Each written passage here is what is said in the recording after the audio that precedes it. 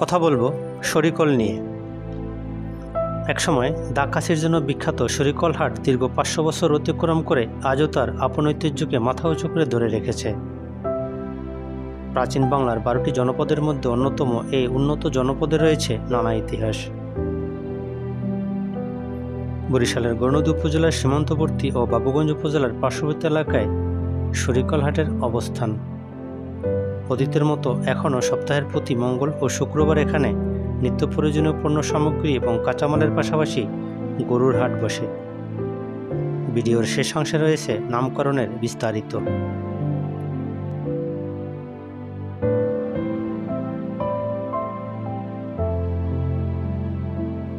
সে আমলে দা কাশি বটি, হাঁড়ি পাতিল, তরি তরকারি, হাঁস মুরগি, গরু ছাগল ছাড়া যেন আর কিছুই মিলত না।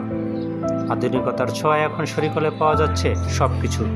টিভি, ফ্রিজ, এয়ার কন্ডিশন থেকে শুরু করে ডক্টর চেম্বার, ব্যাংক, বিমা এবং জমি ক্রয় ও বিক্রয়ের জন্য রয়েছে কাজী রিয়েল এস্টেটের মতো স্বনামধন্য বিশ্বস্ত প্রতিষ্ঠান।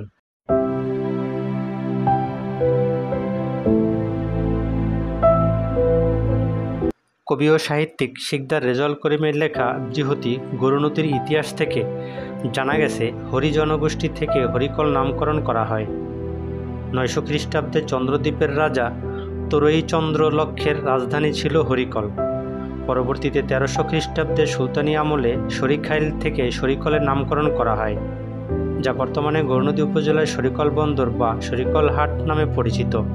বর্তমান শরিকল হাটের ২০০ গজ পশ্চিম পাশে বুর্জখোলায় সুলতানি আমলে দুর্গ ছিল।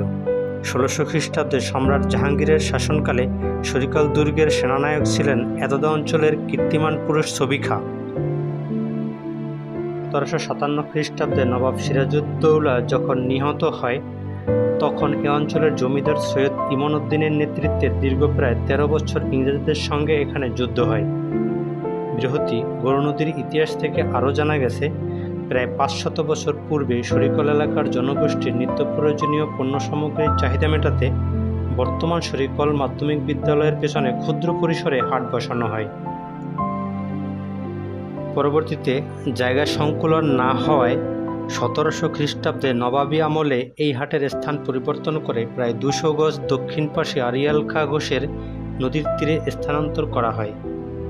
কালের বিবর্তনে এ হাটের পরিধি বৃদ্ধি পেয়ে এখন প্রায় আধা কিলোমিটার এলাকা দখল করেছে। হাটের বৈশিষ্ট্য, প্রাচীনকাল থেকে এই হাটের ঐতিহ্য, কামারদের তৈরি দা, বটি, ছুরি, কাঁচি ইত্যাদি। সে ঐতিহ্য আজও ধরে রাখা হয়েছে। এ হাটের কামারদের তৈরি দা, বটি স্থানীয় চাহিদা মিটিয়ে দক্ষিণাঞ্চলের বিভিন্ন হাট বাজারে বিক্রি করা হয়। আগেকার দিনে সন্ধ্যার সময় হাট বসলেও আধুনিকতার ছোঁয়ায় এখন সকাল থেকে শুরু হয় বেচাকেনা।